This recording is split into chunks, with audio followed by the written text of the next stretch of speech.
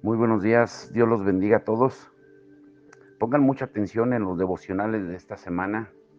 Si somos atentos y conscientes de lo que dice la palabra de Dios, yo les aseguro que va a aumentar la pasión y la sed por buscar la presencia de Dios. Incluso ese es el título del devocional de hoy, porque cualquiera que verdaderamente ha conocido a Dios en alguna de sus cualidades, no va a contener la pasión por conocerlo más. Y una pregunta que con frecuencias me hacen, por ejemplo, es que qué nos motiva a mi familia y a mí a buscar más de la presencia de Dios cada día. Y mi respuesta siempre es la misma. Es la pasión que sentimos por Él, el temor reverente que sentimos por Él y la sed y el hambre que sentimos por su presencia.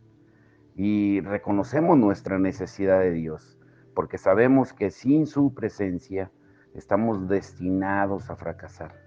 También sabemos que nada somos sin Él y nada podemos hacer sin Él. Recordar de dónde Él nos sacó y de dónde nos rescató, reconocer nuestra inhabilidad como ser humanos y admitir nuestra absoluta necesidad y dependencia de Dios y de darnos cuenta de que somos lo que somos por la gracia de Dios. Estamos donde estamos por Él. Nada en nuestra vida hubiera sido posible sin su favor, su gracia, su poder, su presencia. Y eso debe de ser un fuego que queme dentro de cada uno de nosotros, una llama que nunca se apague. A través del tiempo hemos aprendido de la Biblia que el único ingrediente que necesitamos para experimentar problemas, calamidades, tribulaciones en nuestra vida, lo único que necesitamos es separarnos de la presencia de Dios, como le pasó a Adán, como hemos estudiado, porque separados de Él, nada vamos a poder hacer. Ahora, si logramos algo, pues es porque vivimos tomados de la mano de Él. Como Moisés cuando estaba a punto de guiar al pueblo de Israel fuera de la cautividad de Egipto, él le dijo algo que debe de ser nuestro lema de cada uno de nosotros en Éxodo 33:15. Si tu presencia no ha de ir conmigo, no nos saques de aquí.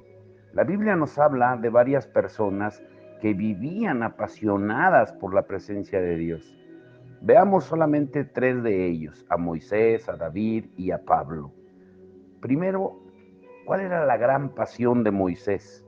Desde el momento que Moisés reconoció la presencia de Dios allá en el desierto, nunca más pudo vivir sin ella. Él atesoraba tanto la presencia de Dios que no se atrevía a dar ni un paso hacia adelante sin consultar antes con Él.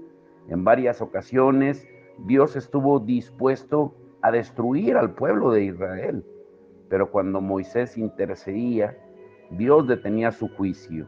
Dios escuchaba a Moisés porque sabía quién era él y ambos tenían una íntima relación. Dice Números 12, 7 al 8. El Señor dice, mi siervo Moisés es fiel en toda mi casa. Cara a cara hablaré con él y claramente, y no por figuras, y verá la apariencia de Jehová. Era común que Moisés hablara cara a cara con el Señor, pero no sucedía lo mismo con el resto del pueblo. Dios sabía que si se les revelaba a los demás, pronto iban a hacer estatuas, esculturas de su imagen para adorarla, en lugar de adorar al Dios verdadero, como su palabra lo dice en Deuteronomio 4, del 15 al 19. Porque hoy en día la idolatría ocurre cuando anteponemos cualquier otra cosa antes que a Dios. Sin embargo, a medida que le permitimos a Dios que arranque de raíz la idolatría de nuestros corazones, Él va a comenzar a revelarse en nuestras vidas a un nivel personal e íntimo. Todos los que vieron a Dios cara a cara, de acuerdo con las Escrituras, tuvieron que pagar un precio y someterse a cambios drásticos en sus vidas. Y podemos entonces concluir que en el presente Muchos todavía rechazan el fuego de la gloria de Dios, porque experimentarlo expondría nuestra verdadera condición espiritual. Lean Deuteronomio 5, 4 al 5. Y además nos llevaría o nos conduciría a la santidad y a la pureza. Dos cualidades que una gran cantidad de gente rechaza hoy en día, porque no quieren cambiar, no quieren someterse a los cambios en sus vidas, porque no es fácil, cuesta mucho. Y ese es el motivo por el cual a muy pocos la Biblia llama amigos de Dios. ¿Cuál era el celo de David por Dios?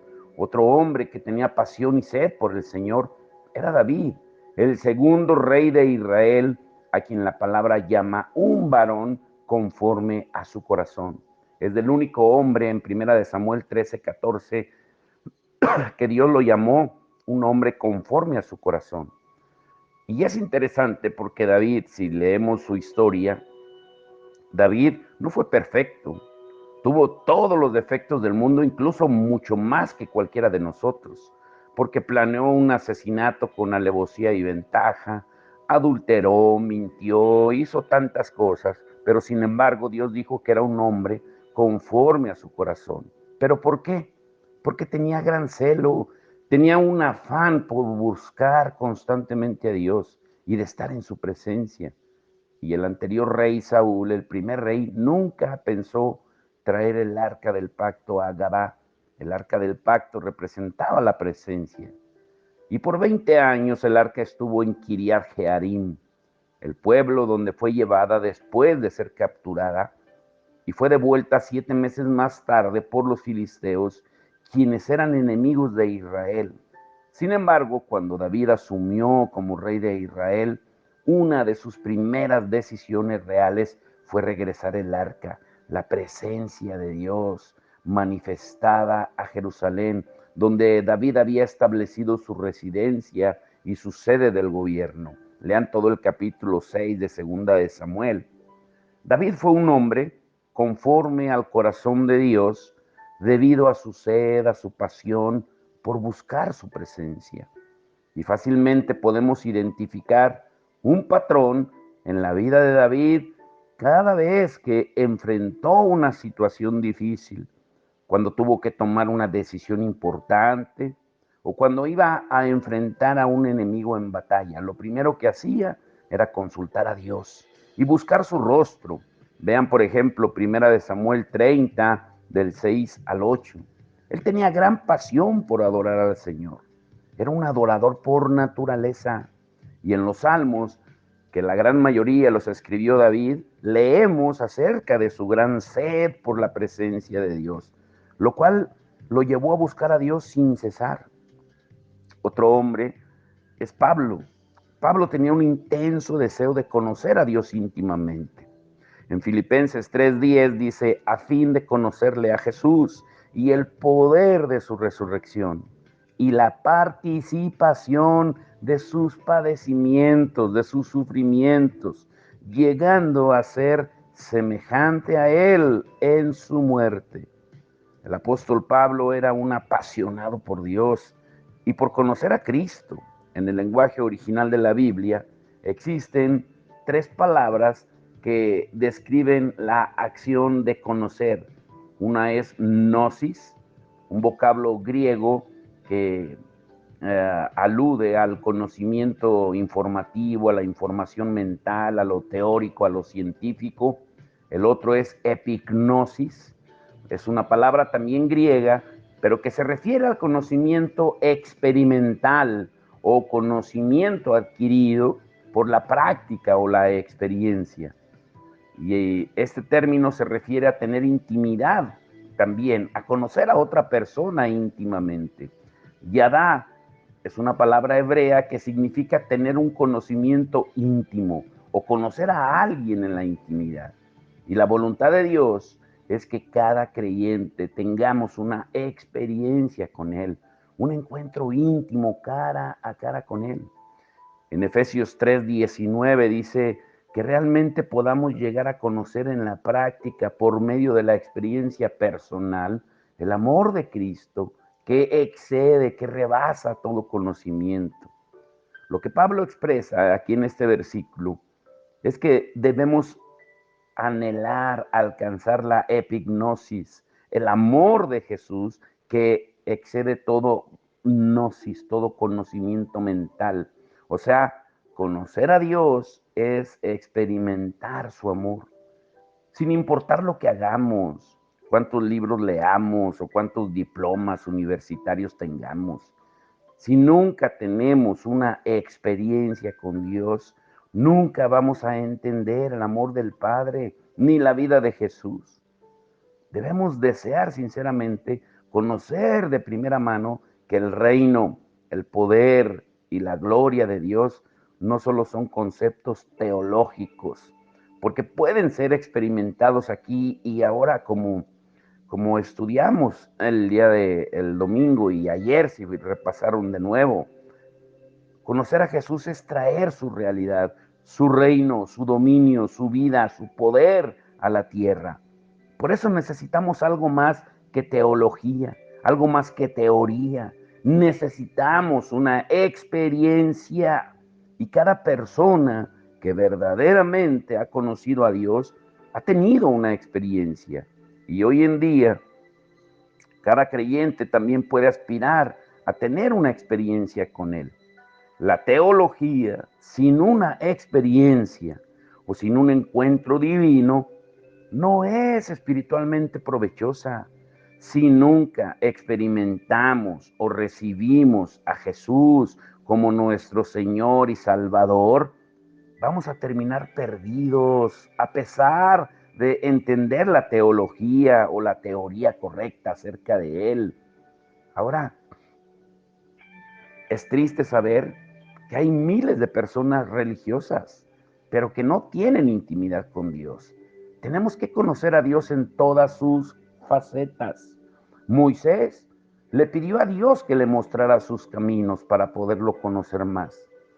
En esencia, lo que Moisés dijo fue: si me da la revelación de quién tú eres, prometo que te buscaré de todo corazón hasta tener un encuentro contigo. Creo que no podemos conformarnos simplemente con el primer encuentro que tenemos con Jesús, nuestro Salvador.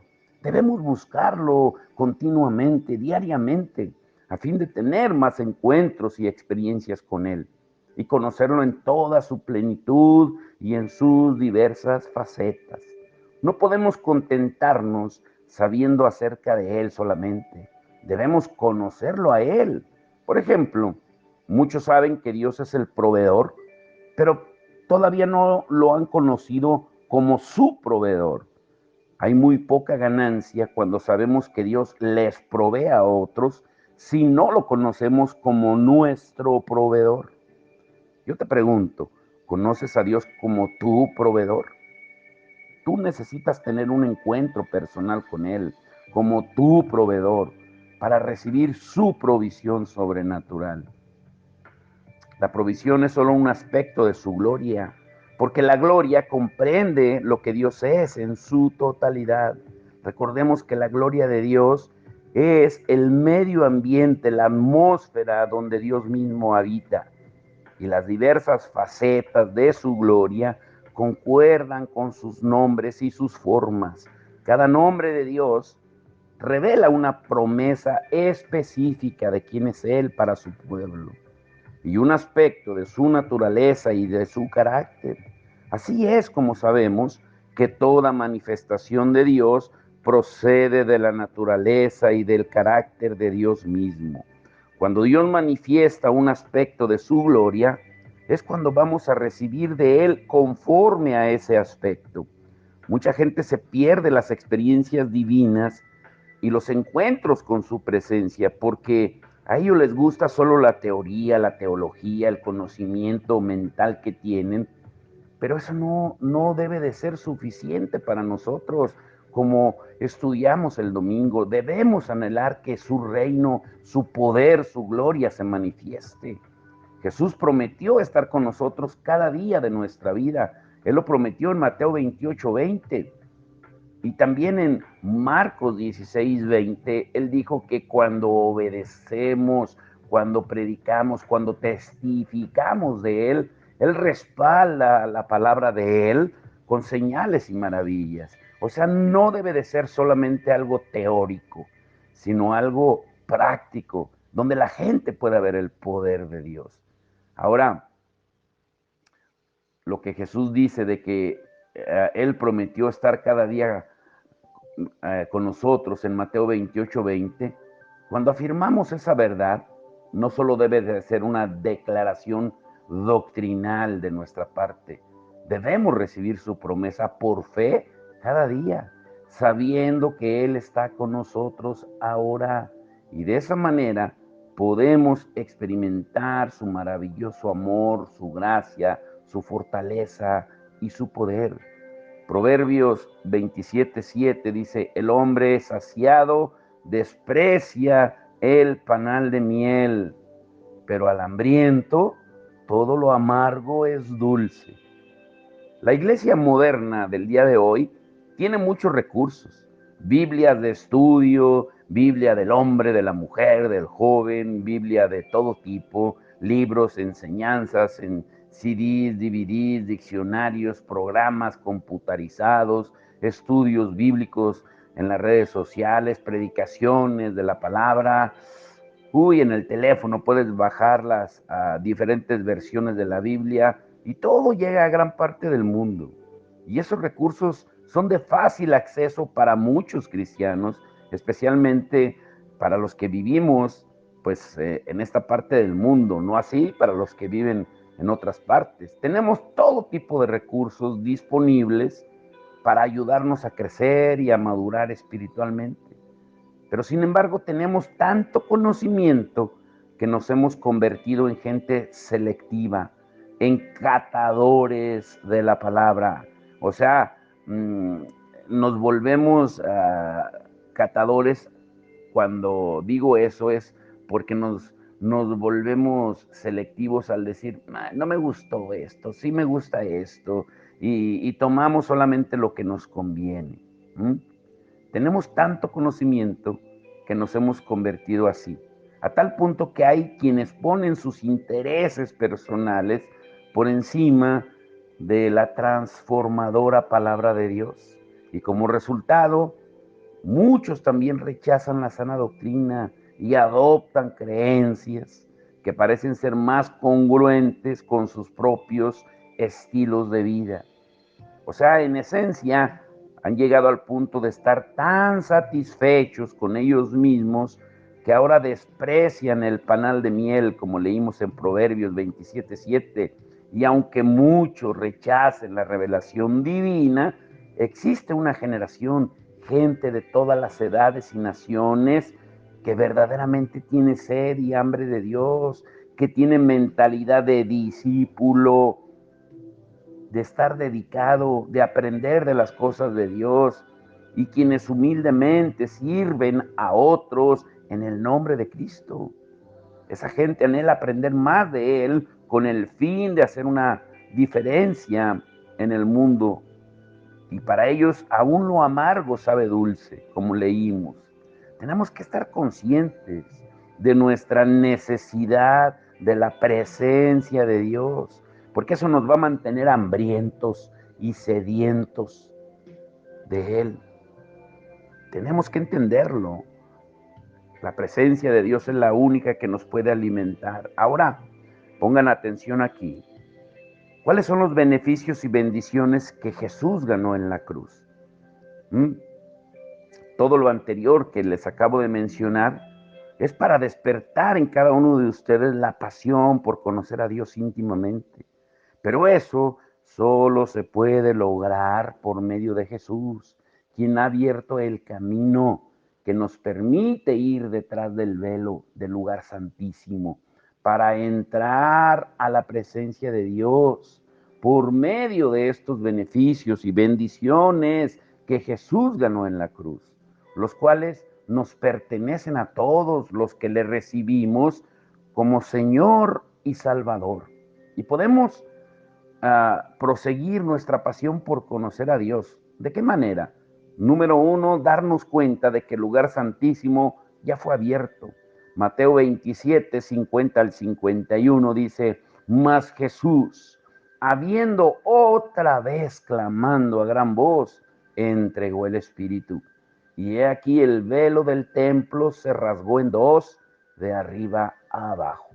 Bajo la ley, en el Antiguo Testamento, solo el sumo sacerdote podía entrar al lugar santísimo del templo, una vez al año, el día de la expiación, para hacer restitución por los pecados del pueblo. En el lugar santísimo se encontraba el arca del pacto o el arca de la presencia de Dios. Pero gracias a la muerte y la resurrección de Jesús, ahora tenemos acceso directo a su presencia, a su gloria en el lugar santísimo celestial. La barrera que limitaba nuestro acceso y evitaba que entráramos en la gloria era el pecado y nuestra naturaleza pecaminosa. Pero Jesús, el Hijo de Dios, el Cordero de Dios, destruyó la fortaleza de pecado y de muerte. Al morir en la cruz, el velo del templo se rasgó de arriba hacia abajo, para que nadie dudara que esto venía de Dios y no de un hombre. Solo Jesús es el único que nos da acceso a la presencia de Dios. Y en el instante que el velo se rasgó, el Hijo de Dios entró al lugar santísimo, en la presencia del Padre, como nuestro sumo sacerdote y precursor. Número 2, tenemos acceso a la presencia de Dios por la sangre de Jesús. Hebreos 10, 19 dice, teniendo libertad para entrar en el lugar santísimo por la sangre de Jesucristo. Dios nos da acceso a su presencia por la sangre de Jesús, el Cordero sin mancha. Cuando Jesús entró al lugar santísimo, presentó su sangre en el altar celestial. Y la sangre continuamente habla a nuestro favor delante del Padre. Sin su sangre no vamos a tener libertad de entrar. En el versículo que acabamos de leer, el vocablo o la palabra griega que se usa es libertad, es parresia, que significa libertad para hablar sin reservas en el hablar, hablar abiertamente y con honestidad. Y esa definición nos ayuda a entender que creer en lo que Jesús hizo por nosotros no es suficiente. Es por esto que los redimidos deben testificar diciendo, he sido redimido. Tenemos que testificar lo que Él hizo, como dice el Salmo 107, verso 2. Debemos entender que a través de la sangre de Jesús, Dios nos garantiza la libertad de hablar en su presencia. Podemos acercarnos a Él confiadamente, sin dudas, y hablarle abiertamente. Dios desea que declaremos en voz alta y con absoluta libertad lo que la sangre de Jesús ha hecho por nosotros al derrotar a Satanás y a todos sus demonios. Como dice Apocalipsis 12:11, nosotros hemos vencido por la palabra del testimonio y por la sangre del Cordero y porque hemos despreciado nuestras vidas hasta la muerte. Quiere decir de que ya no importa el yo pienso, el yo siento, el yo quiero, sino lo que Él dice en su palabra. Y número 3, tenemos un camino nuevo y vivo que nos lleva a la presencia de Dios. Hebreos 10:20 dice, por el camino nuevo y vivo que Él nos abrió a través del velo, esto es, de su carne. Jesús vivió en obediencia y en abnegación, y con su muerte en la cruz del Calvario por nosotros, preparó el camino para que entráramos al lugar santísimo. Y además nos dio ejemplo a todos los creyentes para que sigamos sus pasos. ¿Qué quiere decir abnegación? Que Jesús tuvo que negarse a sí mismo para ir a la cruz y cumplir el propósito del Padre para nuestra salvación. Lean Mateo 26, 39 hasta el 42. Él tuvo que dejar su propia voluntad a un lado para hacer la voluntad del Padre. Ese fue el punto culminante de su abnegación. Y asimismo, nosotros debemos sacrificarnos y decir no a nuestro ego, nuestra rebelión y nuestra naturaleza pecaminosa. Cuando el ego dice yo quiero, nosotros debemos responder no. Lo que el ego piense o sienta no es lo más importante. Lo que sí importa es lo que nuestro Padre Celestial desea hacer.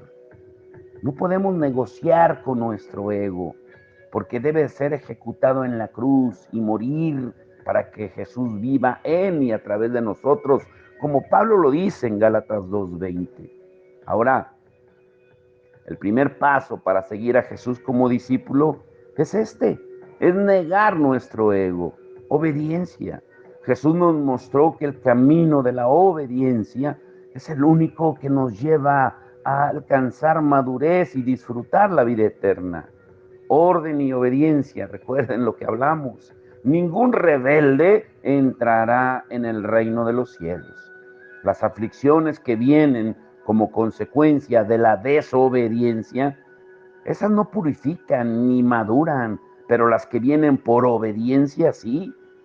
Sigamos el ejemplo de Jesús en Hebreos 5:7 al 8, que dice que Él aprendió la obediencia por medio del sufrimiento. Y ese es el siguiente punto, sufrimiento, donde todos los hijos de Dios debemos seguir el ejemplo de Jesús para ser perfeccionados en santidad por medio del sufrimiento. Veamos los versículos 8 y 9 de Hebreos 5. Sin embargo, hoy en la iglesia, el concepto de sufrimiento es raro, porque es raro oírlo mencionar, incluso en muchos casos es rechazado, porque se predica otro evangelio que no es el del reino de Dios, un evangelio de pide y recibe, de anhela y sueña y ganarás el mundo. Unos han llegado al extremo de etiquetarlo incluso el sufrimiento como una mala palabra, porque se rechazan a aceptar el sufrimiento que acompaña la obediencia a Dios y su palabra. Y la muerte, uy, uy, uy. Jesús entregó su vida en sacrificio para mostrarnos el camino que debemos seguir, el camino de la muerte al ego, al yo o a la carne. Debemos elegir caminar en este camino de autonegación, de sufrimiento, de obediencia, de muerte, todos los días, para que Dios pueda ser glorificado y manifestado a través de nosotros. Lean Mateo 16:24 al 25. Y número 4, nos fue dado un sumo sacerdote. Hebreos 10:21 dice, y teniendo un gran sacerdote sobre la casa de Dios. En el lugar santísimo celestial tenemos un sumo sacerdote quien nos recibe y nos da acceso a la presencia del Dios Todopoderoso, la suprema autoridad del universo y de toda cosa creada. Es importante reiterar que todo esto solo es posible con Jesús. Sin Él no vamos a tener acceso a la presencia del Padre. No vamos a ser aceptados. No se nos permitirá entrar ni seremos bienvenidos, porque Jesús es el centro de todo. Jesús entró al lugar santísimo como sumo sacerdote para ofrecer el sacrificio perfecto de su sangre, de modo que cada uno de nosotros tengamos acceso a entrar en la presencia del Padre, donde quiera que estemos, en cualquier lugar, en el trabajo, en la casa, en la calle, donde quiera que vayamos, en cualquier momento y bajo cualquier circunstancia, tantas veces como lo deseemos, como lo anhelemos. Y gracias a ese acceso, Dios nos transfiere su poder para que podamos hacer sus obras en la tierra. Eso es lo que dice prácticamente Marcos 16, del 16 al 20. Cuando somos obedientes, el Señor se glorifica en nosotros. ¿Mm? Tenemos que anhelar eso. Ahora, eso está interesante. Escuchen muy bien.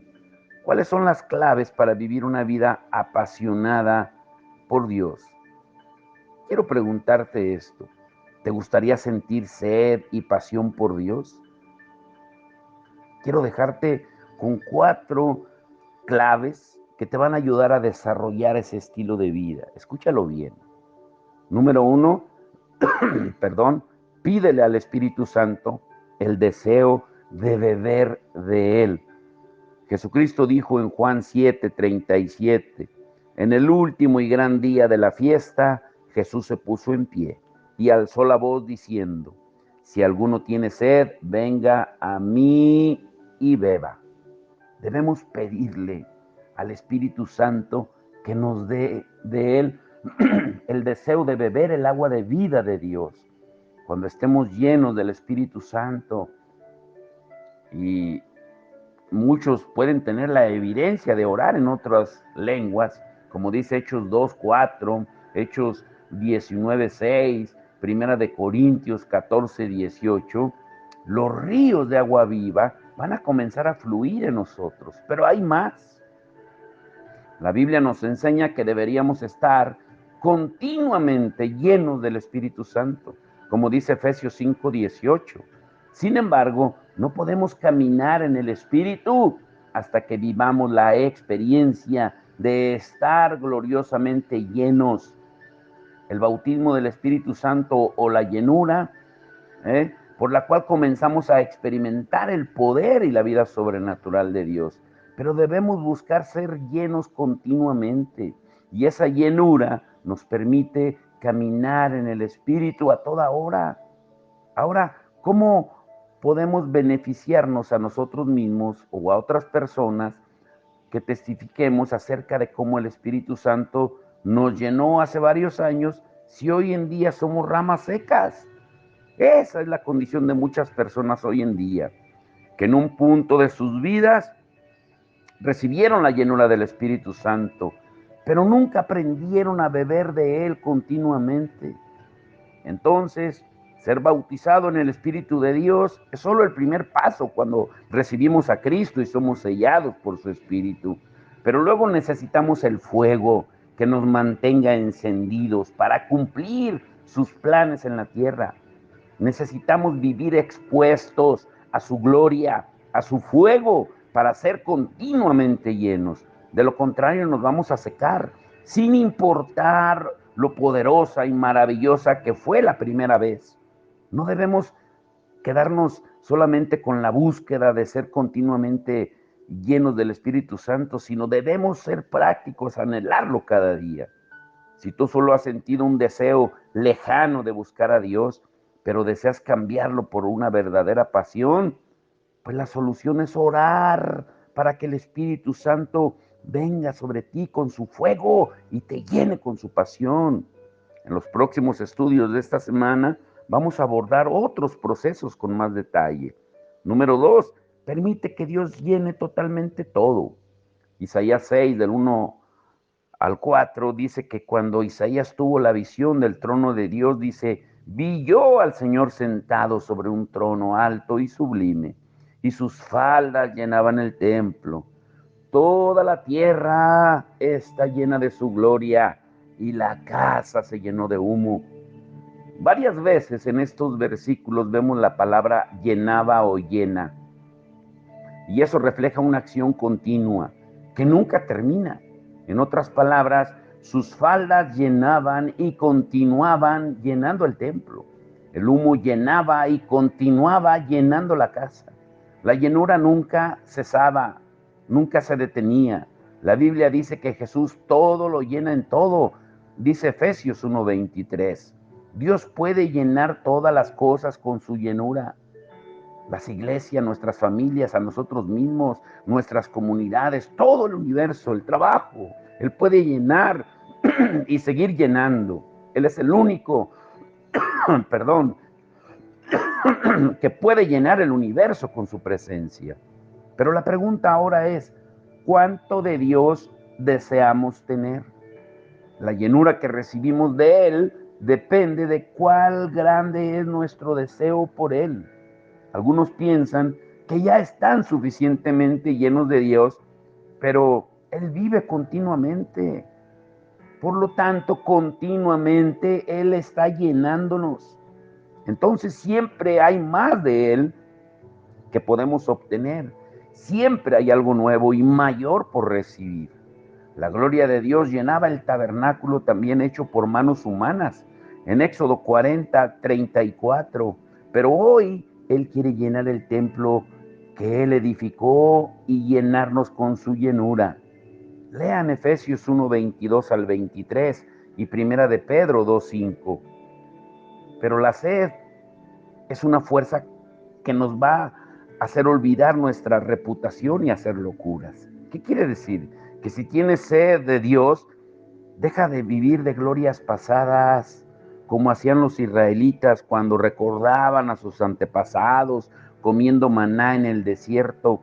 Ellos no reconocieron que el maná que venía del cielo representaba a Jesús, el pan de vida, como Jesús les dijo en Juan 6:30-35, que el verdadero pan del cielo habitaba entre ellos. Jesús vive en nuestros corazones. Por lo tanto, no tenemos que vivir en el pasado, dependiendo de viejas glorias o esperando que mañana algo nuevo suceda. Simplemente hay que creerlo. Juan 7:37-38 dice: en el último y gran día de la fiesta, Jesús se puso en pie y alzó la voz diciendo: si alguno tiene sed, venga a mí y beba. El que cree en mí, como dice la Escritura, de su interior correrán ríos de agua viva. Lee estos versículos varias veces, pero hazlo con un presente continuo. Si alguno tiene sed y continúa con sed, que venga continuamente y beba continuamente, y el que cree en mí y me sigue continuamente, como dice la Escritura, de su interior continuamente correrán ríos de agua viva.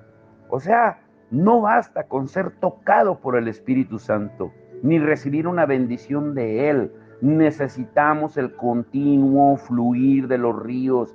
Cuando nuestra sed sea saciada, entonces podemos orar por los enfermos, echar fuera a los demonios, testificar de Jesús, ser instrumentos efectivos de Dios, capaces de bendecir a mucha gente.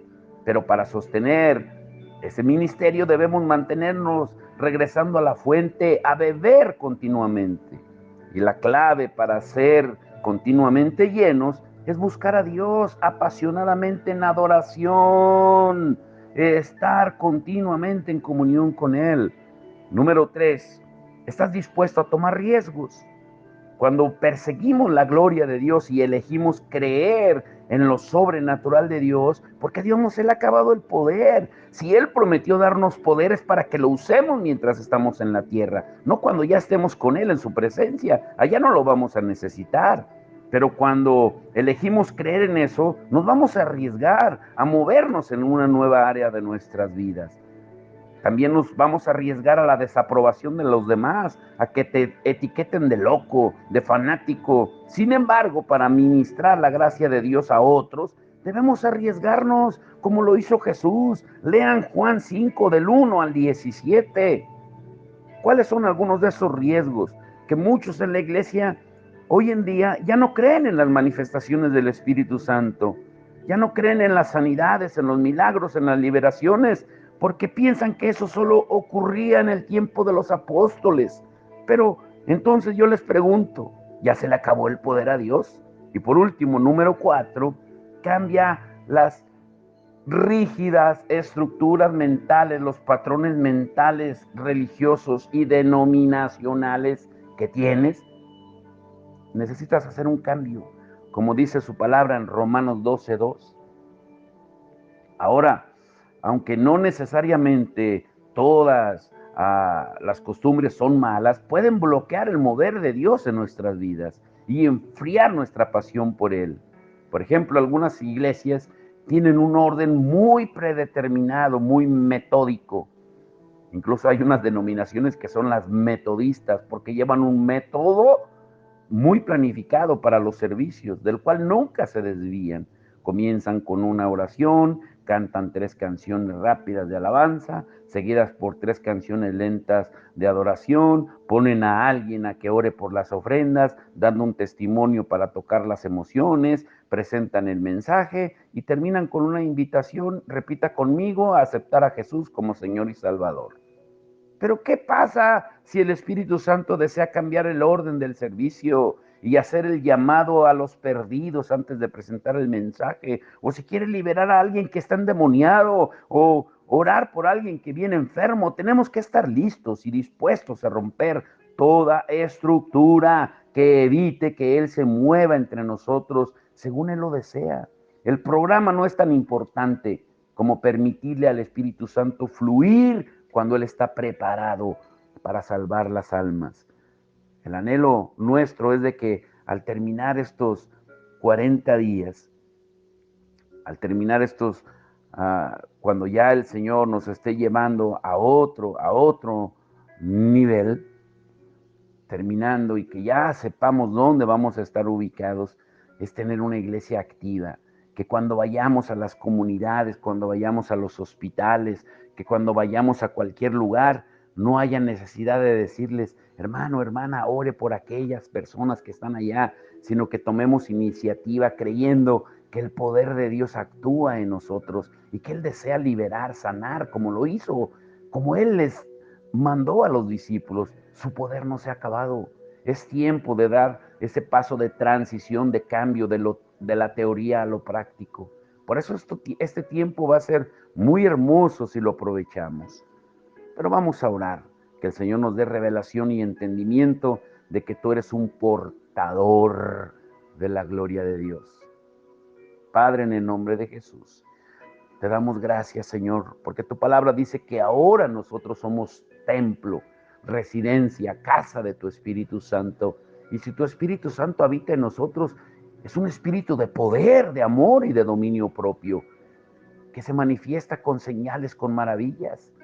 Él no es un espíritu cualquiera, porque es toda la plenitud de Cristo en nosotros.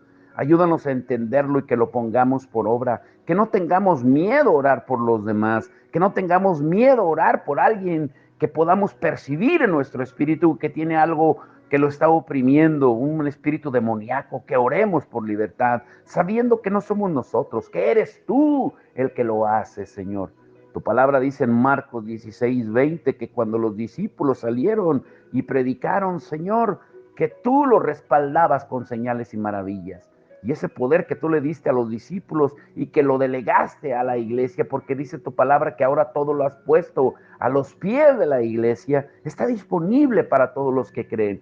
Porque tu palabra lo dice claramente, estas señales seguirán a los que creen, en mi nombre echarán fuera demonios.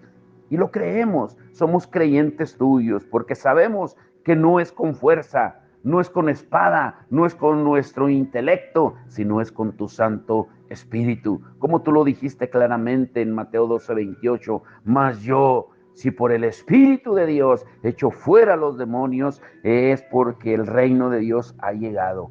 Y ha llegado el reino de Dios a nuestra vida. En el nombre de Jesús. Amén y amén.